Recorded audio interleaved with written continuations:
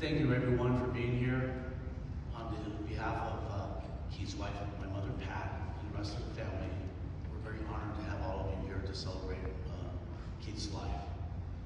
And when you think about my dad's wife, Pat, they were together for 65 plus years. And that's an amazing long time. And if you knew my dad, you knew the type of person he was. Extremely jovial, always having fun, always smiling, and taking care of others. And he was like that to my mom too. But if you also knew my dad, you knew he was a fighter pilot, and therefore very opinionated and strong-willed. And so with that dichotomy, sometimes there was good days, and sometimes there was not so good days. But the neat thing that I learned from them at all times was every night, no matter how they were feeling about each other,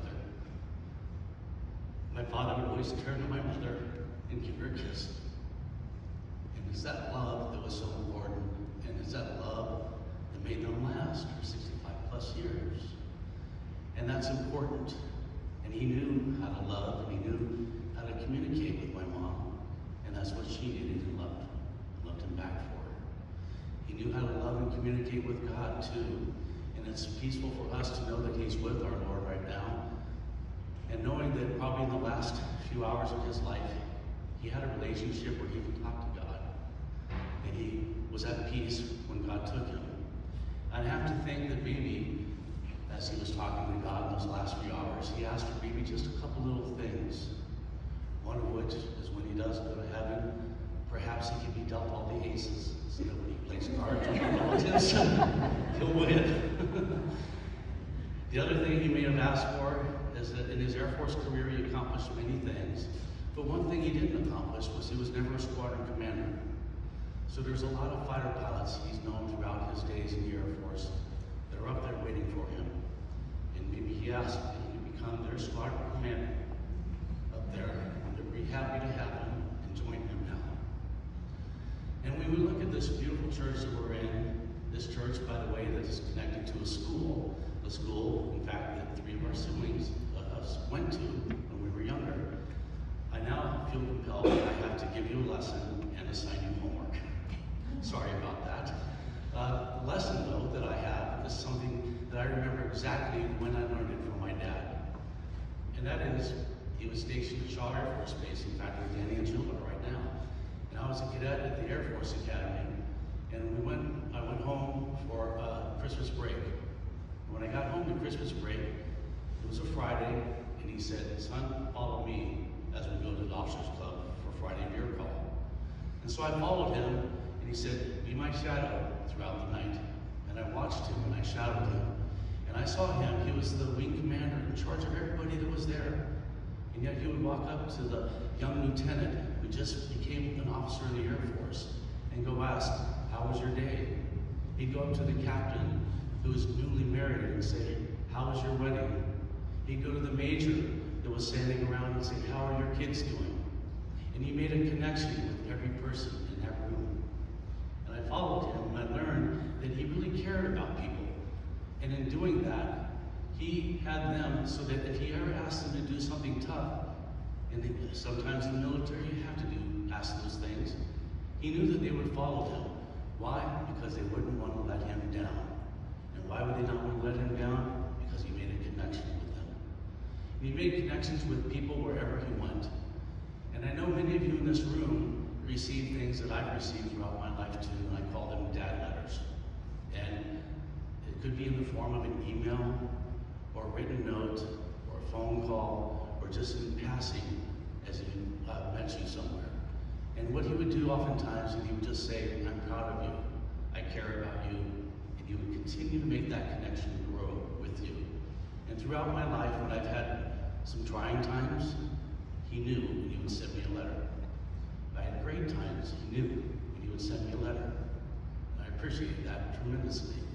And it's because he cared. He cared about me, he cared about all of you that are here too. And that's the beauty of his relationship with people, is that he cared. And now, the other thing that I think is interesting is when you think about the things he cared about every person. It doesn't matter if you were an officer or perhaps even somebody was cutting the grass. I remember that day when we went to the officers club the next morning, we had to get up, and my mom had baked some cookies. He said, son, we're gonna get in the staff car now, and we're gonna drive around the base with these cookies. And we would go around the base, and we'd get to a gate guard, and here we would have an 18-year-old soldier standing there at the gate guarding it. And he probably saw that staff car approaching, he would be shaking in his shoes, and we would get out and we would hand him cookies. Why? Because he cared. He wanted everybody to know he cared. And that continued on throughout his life as he showed people that he cared. And it was fascinating for me because when I became a pilot at American Airlines 30 plus years ago, I would sit there and I'd turn to my left and talk to these crusty old captains that I'm flying with. And eventually we'd go, what did you do before you flew at American? And some of them would say, I was in the Air Force. And I would then say to them, well, did you happen to know Keith Conley? And to a person, whenever I asked that question, they all said, yes, he was a great man. And it made me feel proud, and I wanted to ask that question to people, because I always knew what the answer was. He was a great man. And that's beautiful. And then you follow that throughout his Air Force career and even on to his life that he had beyond that. And just 5 days ago, I had to go with my mom to the gym where he worked out to close his account. And we walked up to the receptionist and I said, do you know Keith Conley? And she said, yes. I said, we had to close his account, he passed away. And she started to cry. The receptionist at the gym, because he made a connection with everybody. And he said, he lit up this gym whenever he walked in, and that's beautiful.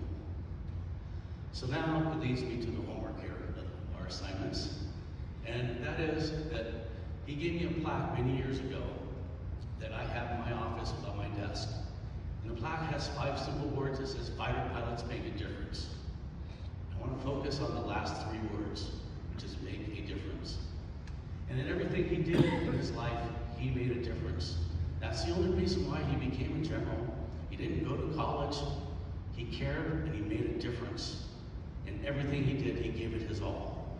And then when he retired from the Air Force, he wanted to continue to make a difference.